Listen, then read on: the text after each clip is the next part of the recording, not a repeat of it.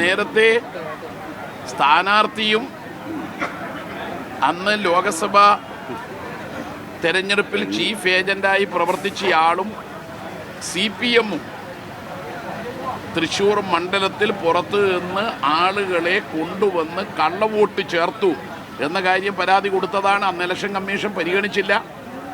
Chief election ഓഫീസർക്ക്, chief election കമ്മീഷണർക്ക് ഒക്കെ പരാതി കൊടുത്തതാണ്.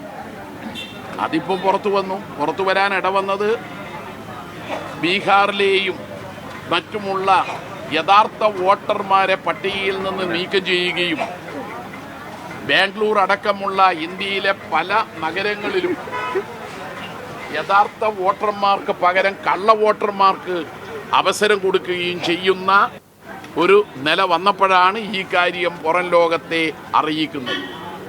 മൊത്തത്തിൽ രണ്ട് കാര്യം ഇന്ന് ഈ രാജ്യത്ത് RSS നയിക്കുന്ന BJP ഭരണത്തിൽ കാണുന്നുണ്ട്. ഒന്ന്, യഥാർത്ഥ വോട്ടർമാരെ വോട്ടർ പട്ടികയിൽ നിന്ന് നീക്കം ചെയ്യുക.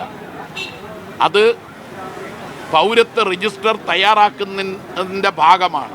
രണ്ടാമത്, കള്ള വോട്ടർമാരെ വോട്ടർ പട്ടികയിൽ ഉൾപ്പെടുത്തിക്കൊണ്ട് വ്യാജന്മാരെ തിരികെ കയറ്റി തെരഞ്ഞെടുപ്പിലെ ജനവിധിയെ അട്ടിമറിക്കുക.